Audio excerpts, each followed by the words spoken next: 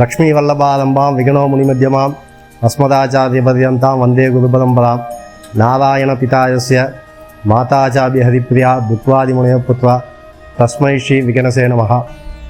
எல்லாம் வல்ல ஸ்ரீயப்பதியான ஸ்ரீமன் நாராயணன் கலியுகத்திலே அனைத்து மக்களுக்கும் அருள்பாலிக்குவதற்காக அச்சாவதார ரூபமாய் ஒவ்வொரு க்ஷேத்திரத்திலும் ஒவ்வொரு திருநாமங்களை கொண்டு எழுந்தருளி அருள்பாலித்து கொண்டிருக்கிறார். அப்படி அருள்பாலித்து கொண்டு இந்த சென்னை நகரிலே, சென்னையை அடுத்த கொரட்டூரிலே ஸ்ரீ லக்ஷ்மி நாராயண பெருமாள், ஆதிகேசவ பெருமாள் என்று இரண்டு பெருமாள்களான இரண்டு திருநாமங்களுடன் அருள்பாலித்து கொண்டிருக்கிறார். சுமார் 800 வருடங்கள் பழமை வாய்ந்த இத்திருக்கோயிலில் பிரதான பெருமாளாக ஸ்ரீ லக்ஷ்மி நாராயண பெருமாள் சேவை சாதிக்கிறார். ஸ்ரீ லக்ஷ்மி நாராயண பெருமாள் சதுர்புஜத்துடன் அபயஸ்தம், சங்கு சக்கர மற்றும் இடது தொடையிலே மகாலட்சுமியை அமர வைத்து கொண்டு தனது இடது கையால் ஸ்ரீ மகாலட்சுமியை ஆலிங்கனம் பண்ணுகிறபடி சேவை சாதித்து கொண்டிருக்கிறார்.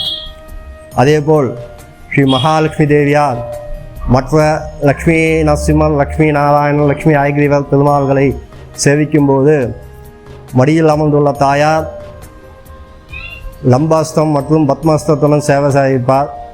இங்கே எந்த க்ஷேத்திரத்திலும் இல்லாதபடி ஸ்ரீ மகாலட்சுமி தாயார் அஞ்சலி அஸ்தத்துடன் கைகூப்பிய வண்ணம் பவ்யமாக பெருமாளை நோக்கி பார்க்கும்படி சேவை சாய்க்கியிருப்பது இந்த திவ்ய க்ஷேத்திரத்திலே மட்டும். அடுத்தபடியாக இங்கே ஸ்ரீ ஆதிகேசவ பெருமாள் சங்கு சக்கர அபயவர்தாஸ்த சதுர்புஜங்களுடனும் ஸ்ரீதேவி நாச்சியார், பூமிதேவி நாச்சியார் சகிதமாக எழுந்தருளி சேவை சாதித்து கொண்டிருக்கிறார். பகவானுடைய 12 திருநாமங்களிலே முதல் 2 திருநாமங்கள் கேசவாய நமஹா, நாராயணாய நமஹா என்று சொல்லக்கூடிய முதல் 2 திருநாமங்களை கொண்ட எம்பெருமான்கள் ஒரே க்ஷேத்திரத்திலே சேவை சாதிப்பது மிக விசேஷமாக ஒன்று. இக்ஷேத்திரம் பிரார்த்தன ஸ்தலமாக கருதப்படுகிறது. திருமண தடை நீங்குவதற்காக வெள்ளிக்கிழமையிலே ஸ்ரீ லக்ஷ்மி நாராயண பெருமாளுக்கு மஞ்சள் மாலை சாற்றி அர்ச்சனை செய்து கொண்டால் அதிசீக்கிரமாக விவாகம் நடந்தேறி சுக சௌக்கியங்களுடன் நிறைய பேர்கள் அனுபவித்து கொண்டிருக்கிறார்கள். அதேபோல் புதன்கிழமையிலே நெய்விளக்கு ஏற்றி துளசி சாற்றி லக்ஷ்மி நாராயணன் பிரதர்சனம் செய்து வந்தால் படிப்பு, வீடு, மனை, உத்தியோகம் போன்ற அனைத்து இதுகளுக்கும் அனைத்து பிரார்த்தனைகளும் நிறைவேற்றி பல பக்தர்கள் அதிலும் பயனடைந்துள்ளார்கள்.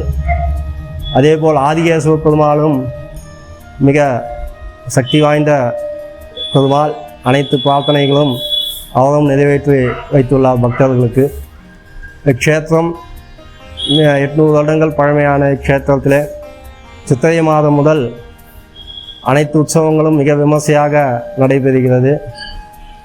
வைகாசி மாத ஆதிகேசவ பெருமாளுடைய கும்பாபிஷேக வருஷாபிஷேகம், மாலை விசேஷ திருமஞ்சனமும், சாயங்காலம் கல்யாணோத்சவமும், அதேபோல் கிருஷ்ண ஜெயந்தி உற்சவமாக மிகவும் விமர்சையாகவும் புரட்டாசி சனிக்கிழமைகளிலே ஒவ்வொரு வாகனத்திலும் புறப்பாடுகளும் கண்டொலி, தீபோத்சவம் கண்டொலி, மார்கழி மாதத்திலே திருவாதிரை அன்று ஆருத்ரா தரிசனத்தன்று நமது திருக்கோயிலின் எதிர்ப்புறம் அமைந்துள்ள ஸ்ரீ ஜம்புகேஸ்வர பெருமாளும் ஸ்ரீ லக்ஷ்மி நாராயணம் பெருமாளும் சந்திக்கும்படியான சந்திப்புற்சவம் ஆருத்ரா தரிசனத்தன்று மிக விமர்சையாக நடைபெறுகிறது.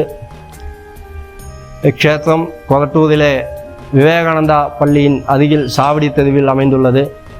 மிகவும் பிரார்த்தனை ஸ்தலமாக, பெருமாள் கேட்ட வரங்களை கொடுக்கக்கூடியதாக ஸ்ரீ லக்ஷ்மி நாராயண பெருமாளும் ஆதிகேசவ பெருமாளும் இங்கே அருள்பாலித்து கொண்டிருக்கிறார்கள்.